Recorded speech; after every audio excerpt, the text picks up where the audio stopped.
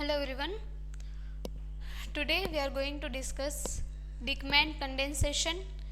જોઈએ પહેલા principal. It is a chemical reaction. It is a chemical reaction of કોનું reaction કરાવશું? Diesters. It is a chemical reaction of diesters by using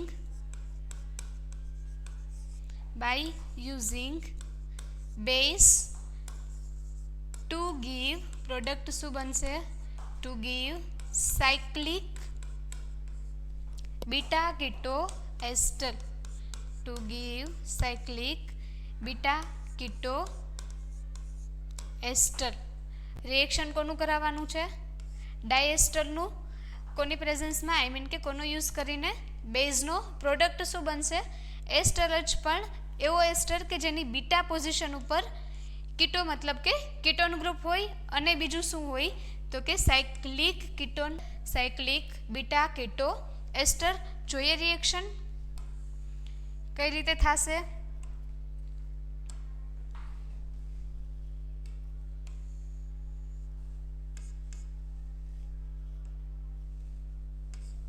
reaction starting material શું છે? ડાયએસ્ટરને ડાયએસ્ટર. ચલો, ડિકમાન condensation છે એ ડાયએસ્ટર વચ્ચે થાય, પણ કયા ડાયએસ્ટર? રિએક્શન છે એ કેવી કેવી થઈ શકે? તો એક તો ઇન્ટ્રામોલેક્યુલર ડિકમાન પણ થઈ શકે, ઇન્ટ્રામોલેક્યુલર રિએક્શન, બરાબર. અને બીજું છે ઇન્ટરમોલેક્યુલર ડિકમેન કન્ડેન્સેશન. ઇન્ટ્રામોલેક્યુલર મતલબ શું? જો રિએક્શન છે એ એક જ મોલેક્યુલમાં થતી હોય, ઇન અ સિંગલ મોલેક્યુલ, મતલબ બે એસ્ટર છે એ એક જ મોલેક્યુલના હશે, ઇન અ સિંગલ મોલેક્યુલ, તો એને શું કહેશું? Intramolecular Dieckmann condensation. In between two different molecule, બરાબર. બે અલગ અલગ મોલેક્યુલ વચ્ચે જો રિએક્શન થતું હોય તો એને કેવી કહેવાય? ઇન્ટરમોલેક્યુલર. ક્યારે થશે ઇન્ટ્રામોલેક્યુલર અને ક્યારે જોવા મળશે ઇન્ટરમોલેક્યુલર? જો તમારા કાર્બનની ચેઇન છે એ લાંબી હોય, લાંબી મતલબ કે અત્યારે મિનિમમ 6 કાર્બન લીધેલા છે, બરાબર, તો રિએક્શન છે એ ઇન્ટ્રામોલેક્યુલર પોસિબલ થશે. પણ જો આવો કોઈ ડાયએસ્ટર આપેલો છે, મતલબ with less number of carbon atom, બરાબર, ચેઇન છે એ નાની હોય, તો ઇન્ટ્રામોલેક્યુલર ડિકમેન કન્ડેન્સેશન પોસિબલ થશે નહીં. એટ ધેટ ટાઈમ શું થશે? ઇન્ટરમોલેક્યુલર ડિકમેન કન્ડેન્સેશન, બરાબર. જોઈએ એક પછી એક બંને માટે. ફર્સ્ટ જોઈએ છીએ ઇન્ટ્રામોલેક્યુલર રિએક્શન. ઇન્ટ્રામોલેક્યુલર માટે ફોર ઇન્ટ્રામોલેક્યુલર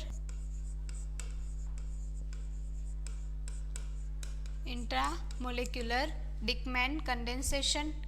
એક જ મોલેક્યુલમાં બે એસ્ટર ગ્રુપ હશે, જેમ આગળ લખ્યું છે એ જ ને, COOET, અને બીજો એસ્ટર ગ્રુપ કોની સાથે રિએક્શન કરાવવાનું છે? બાય યુઝિંગ બેઝને. અહીંયા બેઝ સિલેક્ટ કરવા માટે ખાસ ધ્યાન રાખવાનું છે, NaOH KOH જેવો બેઝ યુઝ કરવાનો નથી, બિકોઝ NaOH KOH ને ડિઝોલ્વ શેમાં કરવાના? વોટરમાં ને, બરાબર. તો એ શું કરશે? તમારું જે એસ્ટર ગ્રુપ છે એનું બેઝિક હાઇડ્રોલિસિસ કરી નાખશે. એસ્ટરના હાઇડ્રોલિસિસથી બની શું જાય? એસિડ અને આલ્કોહોલને, બરાબર. આપણે એસિડ અને આલ્કોહોલ બનાવવાનો નથી, મતલબ કે હાઇડ્રોલિસિસ કરાવવાનું નથી. અહીંયા આલ્કાઇલ ગ્રુપ તરીકે R છે, મતલબ કે શું બનતું હોય? ઇથેનોલ. બેઝિક હાઇડ્રોલિસિસ કરાવવાનું નથી, એટલા માટે બેઝ યુઝ કરવામાં ધ્યાન રાખવાનું. કયો બેઝ યુઝ કરવાનો? એવો બેઝ કે તમે અહીંયા જે આલ્કાઇલ ગ્રુપ લીધેલું હોય, સપોઝ કે COOET છે અથવા તો COOMe છે, એને અકોર્ડિંગ બેઝ ચૂઝ કરવાનો છે. અત્યારે ઇથાઇલ લીધેલું છે તો સોડિયમ ઇથોક્સાઇડ લીધો, સપોઝ કે ત્યાં COO લીધું છે તો બેઝ કયો ચૂઝ કરવાનો? સોડિયમ મિથોક્સાઇડ. ખાસ યાદ રાખવાનું છે ડિકમેનમાં બેઝ કયો યુઝ કરવો. પ્રોડક્ટ શું બનશે? સાયક્લિક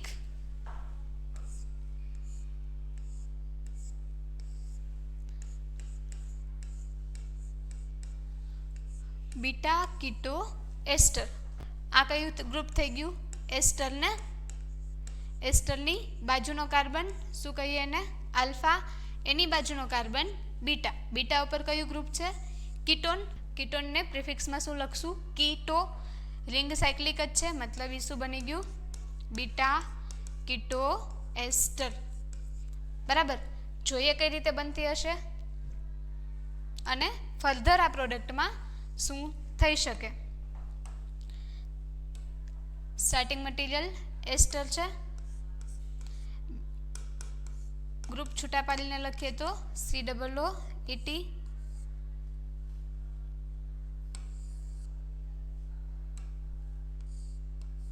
અહીંયા પણ COOET. બરાબર. ફર્સ્ટ શું કરીએ છીએ? બેઝ નાખીએ. ઇથાઇલ છે તો સોડિયમ ઇથોક્સાઇડ. બેઝ શું કરશે? Proton abstract. કઈ જગ્યાએથી કરી શકે? તો કે જે COOET એસ્ટર ગ્રુપ છે બંને એ કેવા હશે? ઇલેક્ટ્રોન વિથડ્રોઈંગ ગ્રુપને. જો ઇલેક્ટ્રોન વિથડ્રોઈંગ ગ્રુપની બાજુના કાર્બન ઉપર હાઇડ્રોજન આવતા હોય તો એ પ્રોટોન કે હાઇડ્રોજન કેવા હોય? એસિડિક. બરાબર. ઇઝીલી બેઝ છે એને એબ્સ્ટ્રેક્ટ કરી શકે. ઇટ મીન્સ કે પ્રોટોન કઈ જગ્યાએથી દૂર થશે? આ કાર્બન અથવા તો આ કાર્બન. જોઈએ પ્રોટોન એક કોઈ પણ કાર્બન ઉપરથી દૂર કરીને. બરાબર. શું બનશે? ત્યાં બેઝ છે એ એક પ્રોટોન એબ્સ્ટ્રેક્ટ કરશે. સપોઝ કે ઉપરના કાર્બન પરથી કરાવીએ.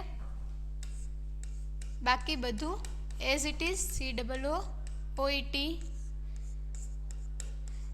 જે કાર્બન ઉપરથી પ્રોટોન જાય છે ત્યાં ચાર્જ કેવો આવશે? નેગેટિવ. બરાબર. ઈ નેગેટિવ ચાર્જ છે એ શું કરી શકશે? હવે અટેક કરે કોઈ ઉપર. કોના ઉપર અટેક કરશે? તો કે જ્યાં ઇલેક્ટ્રોપોઝિટિવ સાઇટ હોય ત્યાં અટેક કરી શકે. કાર્બન ઓક્સિજન વચ્ચે ડબલ બોન્ડ છે. બ્રેક કરીએ તો કાર્બન કેવો બને? Partial positive. Oxygen partial negative. Same નીચેના કાર્બોનિલ માટે carbon partial positive, oxygen partial negative. યા તો ઉપરના કાર્બન પર અટેક કરી શકે અથવા તો નીચેના કાર્બન ઉપર. પણ પ્રોડક્ટ શું જોઈએ છે? સાયક્લિકને. જો ઉપરના કાર્બન ઉપર અટેક કરે તો ત્યાંથી સાયકલ ફોર્મ થઈ શકે જ નહીં. બરાબર ને? બાજુમાં જ છે તરત કાર્બન. તો નેગેટિવ ચાર્જ છે એ અટેક ક્યાં કરશે? જે નીચેનો કાર્બન છે ત્યાંને. બરાબર. જો ત્યાં અટેક કરે તો કાર્બનની વેલેન્સી નોર્મલ કરતાં વધી જવાની. પાઈ બોન્ડ શું કરે? એ બ્રેક કરી નાખે. ઓક્સિજન ઉપર ચાર્જ નેગેટિવ. ઈ નેગેટિવ ચાર્જ શું કરતો હોય? Back donation. બરાબર. અને OET ગ્રુપ છે એ ગુડ લિવિંગ ગ્રુપ કહેવાય ને. ઇઝીલી દૂર થઈ શકશે. મતલબ આ સ્ટેપને આપણે કમ્બાઈન જ બતાવીએ છીએ. ઓક્સિજન ઉપર નેગેટિવ ચાર્જ, ચાર્જનું બેક ડોનેશન અને OET ગ્રુપ છે એ લીવ થશે. શું બનશે ત્યાં જોઈએ. ચલો આ કાર્બન કે જે અટેક કરે છે કોના ઉપર? કાર્બોનિલના કાર્બન ઉપર. જેના ઉપર અટેક કરે એની સાથે અટેચ થઈ જાય. કયો કાર્બન આવશે? કાર્બોનિલ વાળો કે જેના ઉપર અટેક કરે છે. જે નેગેટિવ ચાર્જ વાળો કાર્બન છે એની સાથે બીજું અટેચ શું છે? એસ્ટર ગ્રુપ. તો એ એસ્ટર ગ્રુપ તો એઝ ઇટ ઇઝ રહેશે. COOET group. કેટલા મેમ્બર રિંગ બનશે? આ નેગેટિવ ચાર્જ 1, then 2, 3, 4. જેના ઉપર અટેક કર્યો એ પાંચમો કાર્બન. મતલબ કે 5 મેમ્બર રિંગ બનશે. આ કાર્બન છે એ વચ્ચેના 4 નંબરના કાર્બન સાથે અટેચ છે અને એ આની સાથે ડાયરેક્ટ અટેચ. બરાબર. 5 મેમ્બર રિંગ 1, 2, 3, 4 અને 5 મેમ્બર સાયક્લિક રિંગ બને છે.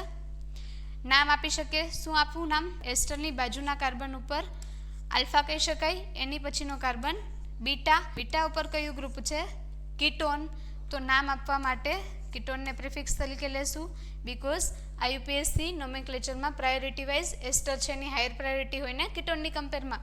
તો બીટા કીટો અને એસ્ટર ગ્રુપ છે. શું બની પ્રોડક્ટ? બીટા કીટો એસ્ટર. વ્યવસ્થિત લખી નાખીએ. 5 મેમ્બર રિંગ એસ્ટર ગ્રુપની બીટા ઉપર કીટોન ગ્રુપ બીટા કીટો એસ્ટર. આ શું થઈ ગયું? તમારી ડિકમેન કન્ડેન્સેશનની પ્રોડક્ટ. પણ જો અહીંયા સુધી જ આપેલું નથી, આગળ કંઈ આપેલું છે કંઈક, મતલબ સપોઝ કે આગળ H2 આપી દીધું છે, તો હાઇડ્રોલિસિસથી શું બને? હમણાં જ કીધું, એસ્ટરના હાઇડ્રોલિસિસથી પ્રોડક્ટ શું બનતી હોય? એસિડ ને. એસ્ટરના હાઇડ્રોલિસિસથી પ્રોડક્ટ શું બનશે? એસિડ. મતલબ તમારું જે એસ્ટર ગ્રુપ છે એ શેમાં કન્વર્ટ થઈ જશે? એસિડમાં. જો હાઇડ્રોલિસિસથી સ્ટોપ નથી કરેલું, હજુ કંઈક આપેલું છે, સપોઝ કે થર્મલ કન્ડિશન આપી દીધી, હીટિંગ. જો કીટોનની આલ્ફા પોઝિશનમાં એસિડ આવતો હોય તો હીટ કરતાં એ ઇઝીલી દૂર થઈ જાય. યાદ રાખજો, કીટોનની આલ્ફા પોઝિશનમાં એસિડ આવતો હોય, બરાબર, તો હીટ કરતાં એ ઇઝીલી દૂર થઈ જાય. પ્રોડક્ટ શું બનશે? ખાલી સાયક્લિક કીટોન. તમારી ડિકમેન કન્ડેન્સેશનની પ્રોડક્ટ શું છે? બીટા કીટો એસ્ટર. પણ જો રિએક્શન ત્યાં જ સ્ટોપ નથી કરી દીધી, આગળ કંઈક આપેલું છે, કંઈક મતલબ શું? તો કે હાઇડ્રોલિસિસ આપેલું છે, તો એસ્ટરના હાઇડ્રોલિસિસથી પ્રોડક્ટ શું બને? એસિડ. બરાબર. હાઇડ્રોલિસિસથી પણ સ્ટોપ નથી કર્યું, આગળ કંઈક થર્મલ કન્ડિશન આપેલી છે, તો કાર્બોનિલની આલ્ફામાં એસિડ હશે તો સ્લાઇટલી હીટ કરતાં થર્મલ કન્ડિશનથી શું થઈ જશે? એ એસિડ દૂર થઈ જશે, મતલબ કે ડિકાર્બોક્સિલેશન થઈ જશે, અને પ્રોડક્ટ શું બનશે? Cyclic ketone. આ થઈ ઇન્ટ્રામોલેક્યુલર Dieckmann condensation reaction. Again revise કરી લઈએ. સ્ટાર્ટિંગ મટીરિયલ ડાયએસ્ટર, ખાસ સિલેક્ટિવિટી બેઝમાં, બરાબર. NaOH KOH સિલેક્ટ કરવાના નથી. કયો બેઝ સિલેક્ટ કરવાનો? જે આલ્કાઇલ ગ્રુપ અહીંયા લીધેલું હોય અથવા તો આપેલું હોય એને અકોર્ડિંગ. બેઝ શું કરશે? પ્રોટોનને એબ્સ્ટ્રેક્ટ કરશે. કઈ પોઝિશન પરથી?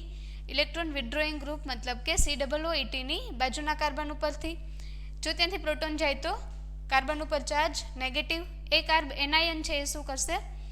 કાર્બોનિલના કાર્બન ઉપર અટેક, પાઇબોન્ડ બ્રેક, ઓક્સિજનના નેગેટિવ ચાર્જનું બેક ડોનેશન, OET છે એ લીવ થઈ જશે. પ્રોડક્ટ શું બની જશે? ડાયરેક્ટલી બીટા કીટો એસ્ટર. ફર્ધર જો આપેલું હશે તો રિએક્શન કરાવવાની, અધરવાઇઝ ત્યાંથી શું થઈ જાય? તમારી રિએક્શન સ્ટોપ. ઇન્ટરમોલેક્યુલર જોઈએ. આ વાત થઈ ઇન્ટ્રામોલેક્યુલરની. નેક્સ્ટ જોઈએ ઇન્ટરમોલેક્યુલર ડિકમેન કન્ડેન્સેશન. ઇન્ટરમોલેક્યુલર મતલબ બે અલગ અલગ મોલેક્યુલ વચ્ચેના. જો એસ્ટર છે એ નાના આપેલા હોય, ડાયએસ્ટર કાર્બન ચેઇન છે એ નાની હોય, મતલબ કે સપોઝ ટોટલ 4 જ કાર્બનની ચેઇન છે, તો આમાં ઇન્ટ્રામોલેક્યુલર થઈ શકે નહીં. એટ ધેટ ટાઈમ શું કરાવવાનું? ઇન્ટરમોલેક્યુલર ડિકમેન કન્ડેન્સેશન. બંને સેમ ડાયએસ્ટર જ રાખું છું.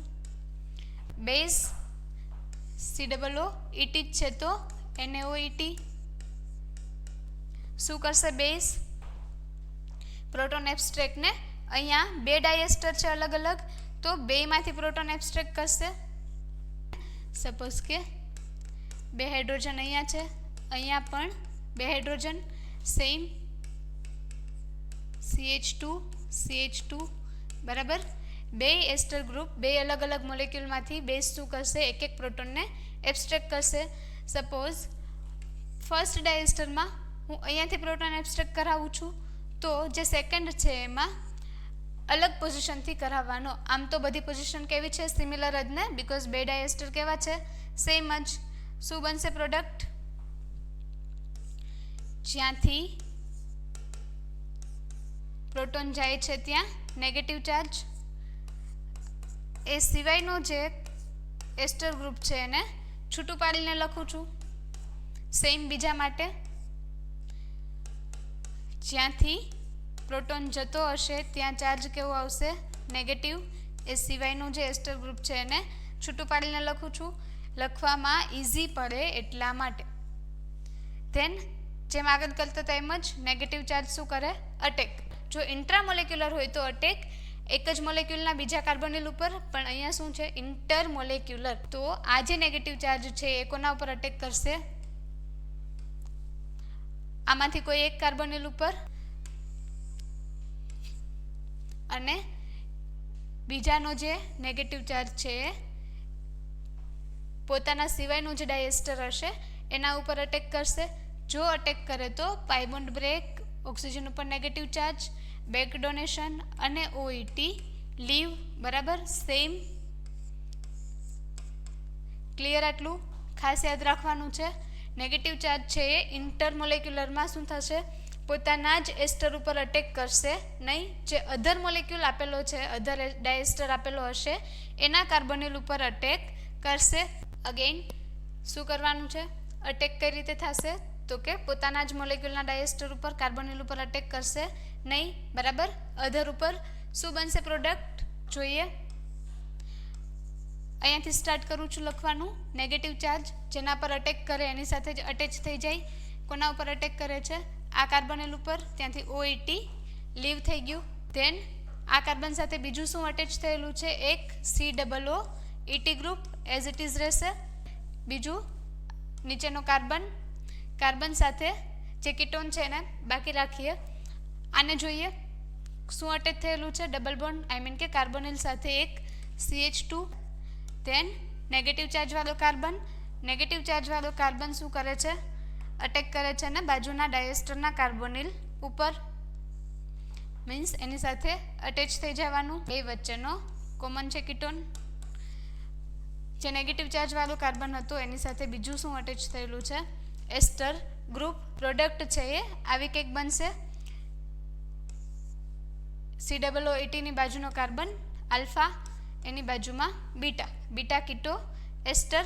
સેમ અહીંયા જ આલ્ફા અને બીટા. ડિકમેન કન્ડેન્સેશનની પ્રોડક્ટ શું બનશે? બીટા કીટો એસ્ટર, બીટા કીટો એસ્ટર. જો ફર્ધર હાઇડ્રોલિસિસ આપેલું છે તો શું થશે? એસિડનું કન્વર્ઝન હાઇડ્રોલિસિસથી,